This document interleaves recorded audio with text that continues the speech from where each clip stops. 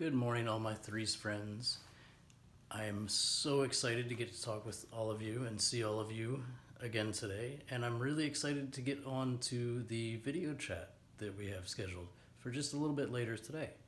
I hope to see a lot of you there. I'm excited to see you. I've missed all of you so much. Today, what I thought I would do was come back to the flowers that we dried and show you how to do something really cool with them. To do just a little bit of art. What I've set up is something that you could send to families to make maybe a card, to send to grandmas, grandpas, aunts, uncles, anybody that you think would really enjoy having a beautiful spring flower card. So let's come around here. Let's check out our flowers again. I've taken them all out of the books. Got them all arranged here on the paper to get ready. All you need for this project is the flowers, some sort of glue. Now what I have here is a spray adhesive, which some of you may not have, and that's fine. I also have a glue stick, and this is what I'm going to use is my glue stick. If you happen to have just white glue, that would work great.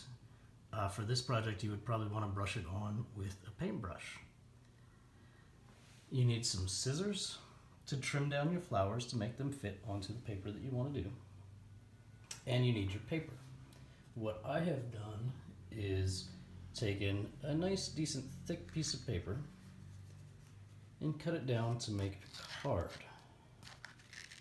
And then I've just drawn a nice black rectangle on it to make a frame for the flowers. Now, I'm not really going to keep everything inside the frame on this card because I think it's really exciting when things come out of frames. It makes it really dynamic and interesting and exciting. So I have actually already gone ahead and cut down some of the flowers that I want to use, just to make them the right size for it. Once you have laid them out, you can choose the size. So I have this laid out so it can come here, and then I cut the edge so that it stays on the paper. If you have a larger piece of paper, you may not need to to cut the flowers down at all, and that would be good too. The paper you can use whatever paper you have. Watercolor paper works great, construction paper works great. This is called Bristol board. It's a very thick paper that we use for art. But the thicker paper is probably going to be a little bit better, just because you're going to be able to put a little bit more glue on it and it won't soak into the paper quite so much. The flowers will get more pressed down onto the paper. So why don't we go ahead and get started? I'm going to try to do this. This might be a little tricky because it's going to be one-handed, but we're going to try to make it work. So I'm just going to take my glue stick. I've already got it inched out a little bit, and just do a good streak of glue across where you want things to go. Now in this case, I wanted those snowbells to come at an angle through the center. So now that I have the glue, this is the glue stick that is purple but will dry white so you can see where you're putting it. You just simply lay down your flattened pressed flower and arrange it and push it down. You may need to, after you get the stalk or the stem put down, you may need to go back and do a little bit more under each of the flowers. And that's just fine, because you can lift it up, put more glue down, and then push the petals down. After those snowbells, I wanted to come across at an opposite angle with my daffodil. So I'm going to do a big circle in the top corner here for the petals, and a little streak down the middle to attach the daffodil here. push it down again. Just nice and flat. And again, if you find a spot that you didn't quite get in your initial glue, you can lift it up, add more glue under it, and push it back down. Now, on the right side, I wanted to use my two purple violets. So I'm going to do a nice big streak of glue here. And take one violet to put here. And another one up here. And my last ones that I want to use for this, because I don't want it to get too crowded, I still want it to be nice and clear and have lots of space that you can, so that you can really appreciate all the flowers.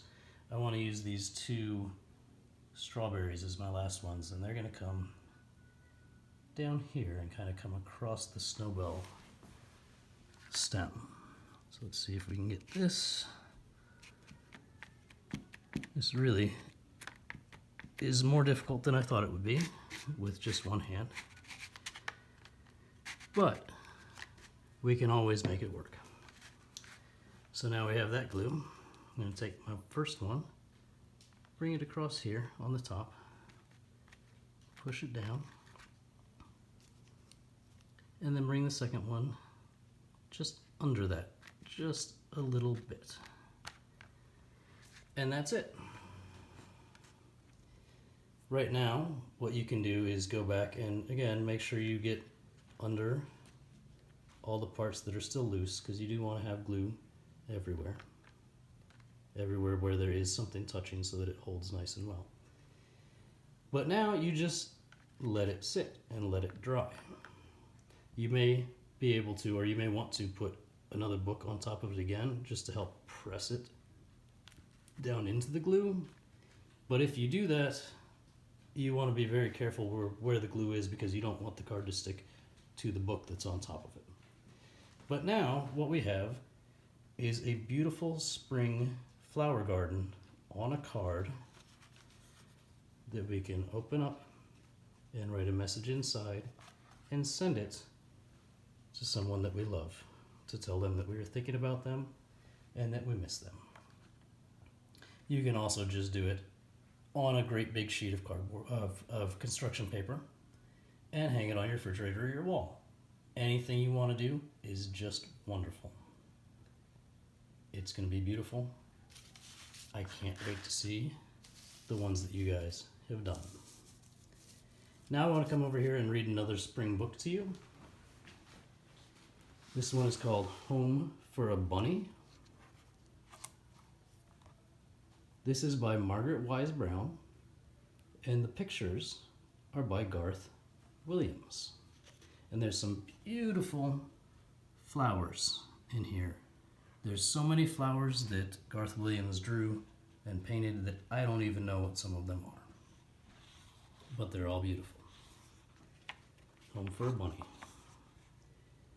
Spring, spring, spring, sang the frog. Spring, said the groundhog. Spring, spring, spring, sang the robin. It was spring. The leaves burst out, the flowers burst out, and robins burst out of their eggs. It was spring. You can see here the eggs. The nice little blue eggs that I know one of our friends sent in pictures of a blue robin's egg. So if they had hatched, this is kind of what little robins would look like. In the spring, a bunny came down the road. He was going to find a home of his own. A home for a bunny, a home of his own. Under a rock, under a stone. Under a log, or under the ground. Where would a bunny find a home?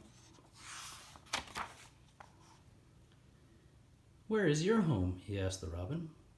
Here, here, here, sang the robin. Here in this nest is my home. Here, here, here, sang the little robins, who were about to fall out of the nest. Here is our home. Not for me, said the bunny. I would fall out of a nest. I would fall on the ground. So he went on looking for a home. Where is your home? He asked the frog. Wog, wog, wog, sang the frog. Wog, wog, wog, under the water down in the bog. Not for me, said the bunny. Under the water, I would drown in a bog. So he went on looking for a home. Where do you live? He asked the groundhog. In a log, said the groundhog.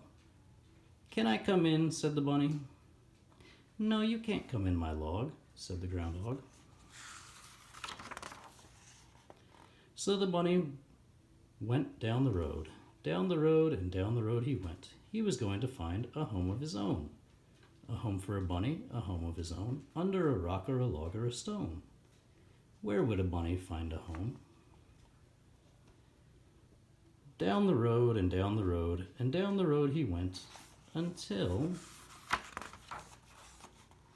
he met another bunny. Where is your home? He asked the bunny. Here, said the bunny. Here is my home, under this rock, under this stone. Down under the ground, here is my home. Can I come in? Said the bunny. Yes, said the other bunny. And so he did. And that was his home. And that's the end of that book. I cannot wait to see you guys on our call very soon. I hope you will all try to be there. And I hope that you have a wonderful Thursday. And I will talk to you again so soon. Bye-bye.